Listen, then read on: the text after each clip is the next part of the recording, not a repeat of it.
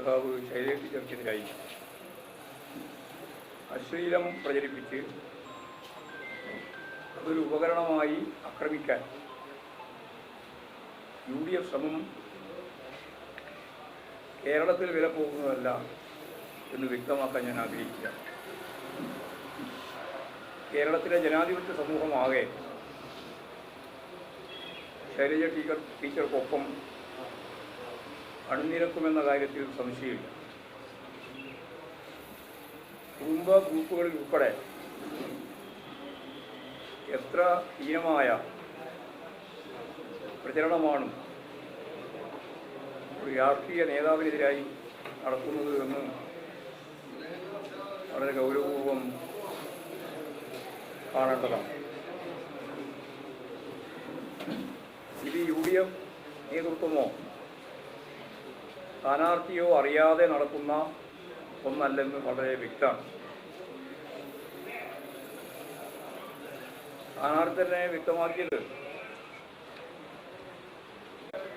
വ്യക്തിപരമായി താൻ മോർഫിംഗ് ഒന്നും ഇതുവരെ നടത്തിയിട്ടില്ല എന്നാണ്. എന്നാൽ അദ്ദേഹം ഇതിനായി പ്രത്യേക സംഘത്തെ തന്നെ വടകരയിൽ ഇറക്കിയിട്ടുണ്ട്. എൻ്റെ വടകര KL18 എന്ന ഇൻസ്റ്റഗ്രാം പേജിലാണ് ഏറ്റവും മോശമായ രീതിയിലുള്ള ചിത്രങ്ങൾ പ്രചരിപ്പിച്ചത്.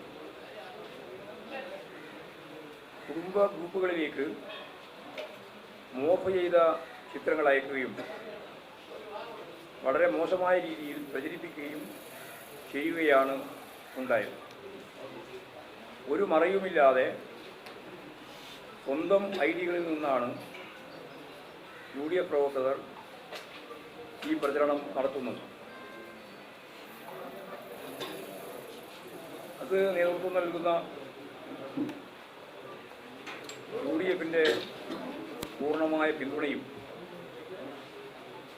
നേതൃത്വം ഞങ്ങളോടൊപ്പമാണ് എന്നുള്ള ബലത്തിലാണ് ഈ അശ്ലീല ആക്രമണം അവർ സംഘടിപ്പിക്കുന്നത്.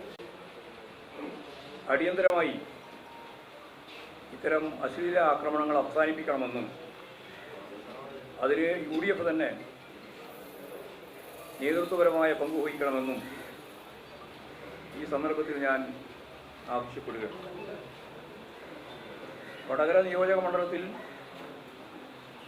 ഇടതുപക്ഷ ജനാധിപത്യ മുന്നണി സ്ഥാനാർത്ഥി സഖാവ് KK ശൈലജ ടീച്ചർ വൻ ഭൂരിപക്ഷത്തോടെ ജയിക്കുമെന്ന് ജനങ്ങളുടെ നിശ്ചയദാർഢ്യം തിരിച്ചറിഞ്ഞ UDF രാഷ്ട്രീയമായിട്ട് നേരിടാനാവില്ല എന്നുറപ്പായപ്പോൾ നിരവധി വഴിയിലൂടെ ചാനലുകളെയും അതിൻ്റെ റിപ്പോർട്ടിൻ്റെ ഭാഗമായിട്ടുള്ള കാര്യങ്ങളെയും എല്ലാം ഉപയോഗിച്ച് മോർഫ് ചെയ്ത ചിത്രങ്ങളും പ്രചരിപ്പിച്ച് ഒരുതരം മാഫിയ സംഘം പോലെ UDFൻ്റെ തണലിൽ UDF വക്താക്കൾ സ്ഥാനാർത്ഥിയുടെ അറിവോടുകൂടി തന്നെ ഇത്തരം പരിപാടികൾ ആസൂത്രണം ചെയ്ത് മുമ്പോട്ടേക്ക് പോകുന്നത് ഹീനമായ ഒരു ഇലക്ഷൻ പ്രവർത്തന തന്ത്രമാണ്. നമുക്കറിയാം, കൃത്രിമമായ രേഖയുണ്ടാക്കുന്നതിന് നേതൃത്വപരമായി പങ്കുവഹിച്ചിരുന്ന യൂത്ത് കോൺഗ്രസിൻ്റെ പ്രസിഡന്റ് തെരഞ്ഞെടുപ്പുമായിട്ട് ബന്ധപ്പെട്ട പ്രശ്നത്തിൽ എങ്ങനെ കൃത്രിമ രേഖയുണ്ടാക്കി എന്നുള്ളത് ഇപ്പോഴും കേരളം ചർച്ച ചെയ്ത് പൂർത്തിയാക്കിയിട്ടില്ല.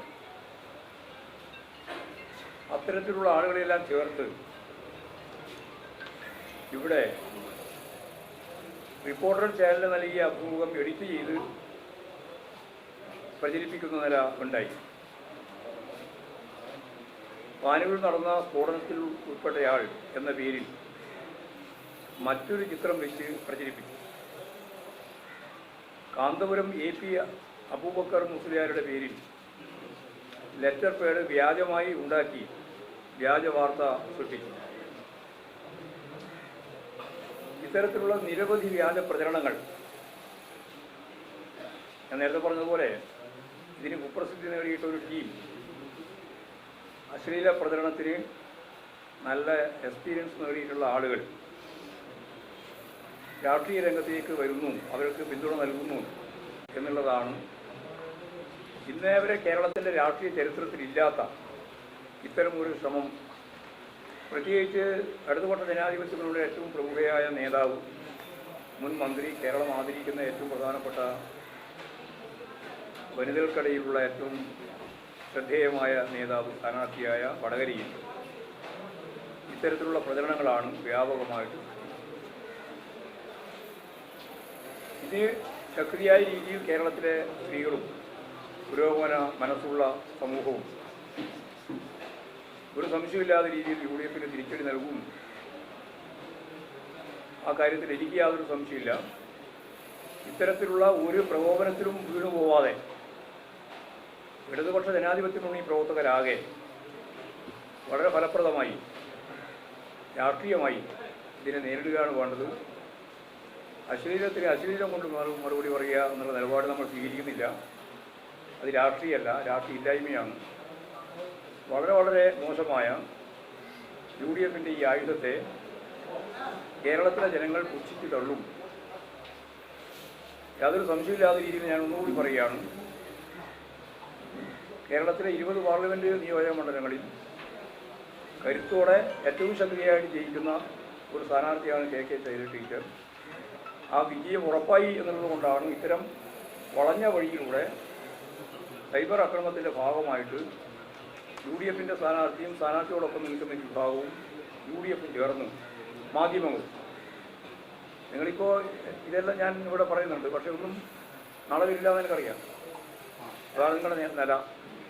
ഇതിന് മുമ്പേ ഇക്കാര്യം ടീച്ചറിനെ ചൂണ്ടിക്കാണിച്ചിട്ടുണ്ട്. വാർത്ത ഒരു പ്രധാനമില്ല.